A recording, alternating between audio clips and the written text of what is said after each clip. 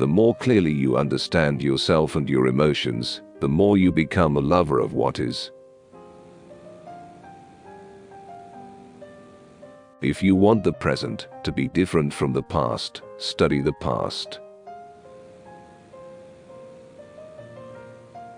The highest activity a human being can attain is learning for understanding, because to understand is to be free. The more you struggle to live, the less you live. Give up the notion that you must be sure of what you are doing. Instead, surrender to what is real within you, for that alone is sure. You are above everything distressing. I do not know how to teach philosophy without becoming a disturber of the peace. No matter how thin you slice it, there will always be two sides. Everything excellent is as difficult as it is rare.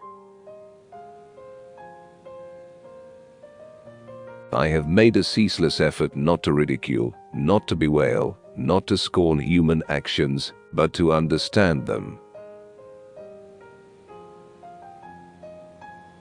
Peace is not the absence of war.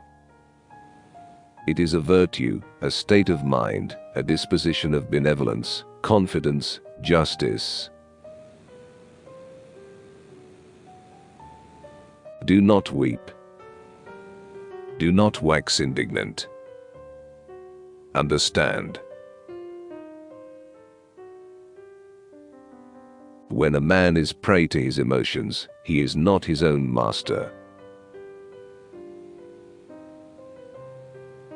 Be not astonished at new ideas. For it is well known to you that a thing does not, therefore, cease to be true, because it is not accepted by many. I would warn you that I do not attribute to nature either beauty or deformity, order or confusion. Only in relation to our imagination can things be called beautiful or ugly, well-ordered or confused. I have striven not to laugh at human actions, not to weep at them, nor to hate them, but to understand them. There is no hope unmingled with fear, and no fear unmingled with hope. In so far as the mind sees things in their eternal aspect, it participates in eternity. The endeavor to understand is the first and only basis of virtue. Emotion, which is suffering, ceases to be suffering as soon as we form a clear and precise picture of it. Know to laugh, not to lament, not to detest, but to understand. Pride is pleasure arising from a man's thinking too highly of himself. There can be no hope without fear, and no fear without hope. In practical life, we are compelled to follow what is most probable.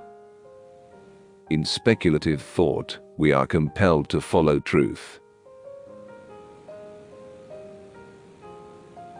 Of all the things that are beyond my power, I value nothing more highly than to be allowed the honor of entering into bonds of friendship with people who sincerely love truth.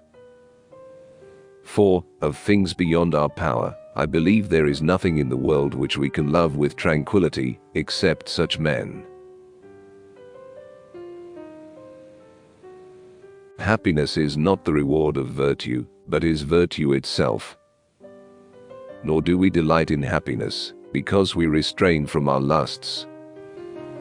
But on the contrary, because we delight in it, therefore we are able to restrain them. A free man thinks of nothing less than of death, and his wisdom is a meditation, not on death, but on life. None are more taken in by flattery than the proud, who wish to be the first and are not. We feel and experience ourselves to be eternal. Men are mistaken in thinking themselves free. Their opinion is made up of consciousness of their own actions and ignorance of the causes by which they are determined. It is the part of a wise man, I say, to refresh and restore himself in moderation with pleasant food and drink, with sense, with the beauty of green plants, with decoration, music, sports, the theater, and other things of this kind, which anyone can use without injury to another. Men are mistaken in thinking themselves free. Their opinion is made up of consciousness of their own actions and ignorance of the causes by which they are determined. Minds, however, are conquered not by arms, but by love and nobility. He who seeks to regulate everything by law is more likely to arouse vices than to reform them. It is best to grant what cannot be abolished, even though it be in itself harmful. How many evils spring from luxury, envy, avarice, drunkenness, and the like, yet these are tolerated, because they cannot be prevented by legal enactments. He alone is free who lives with free consent, under the entire guidance of reason. The superstitious know how to reproach people for their vices better than they know how to teach them virtues. And they strive not to guide men by reason, but to restrain them by fear, so that they flee the evil rather than love virtues.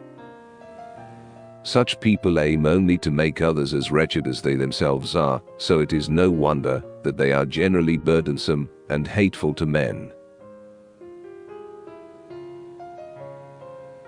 I should attempt to treat human vice and folly geometrically. The passions of hatred, anger, envy, and so on, considered in themselves, follow from the necessity and efficacy of nature.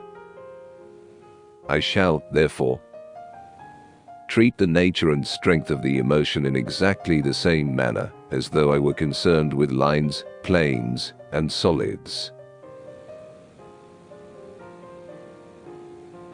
Those who know the true use of money and regulate the measure of wealth according to their needs, live contented with few things. He who wishes to revenge injuries by reciprocal hatred will live in misery. But he who endeavors to drive away hatred by means of love fights with pleasure and confidence. He resists equally one or many men, and scarcely needs at all the help of fortune. Those whom he conquers yield joyfully. No reason compels me to maintain that the body does not die unless it is changed into a corpse.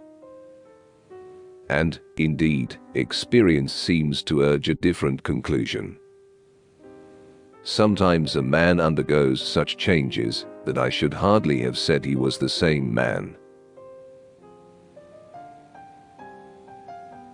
Blessedness is not the reward of virtue, but virtue itself. All happiness or unhappiness solely depends upon the quality of the object to which we are attached by love.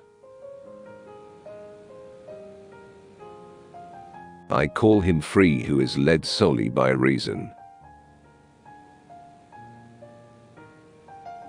Reason is no match for passion.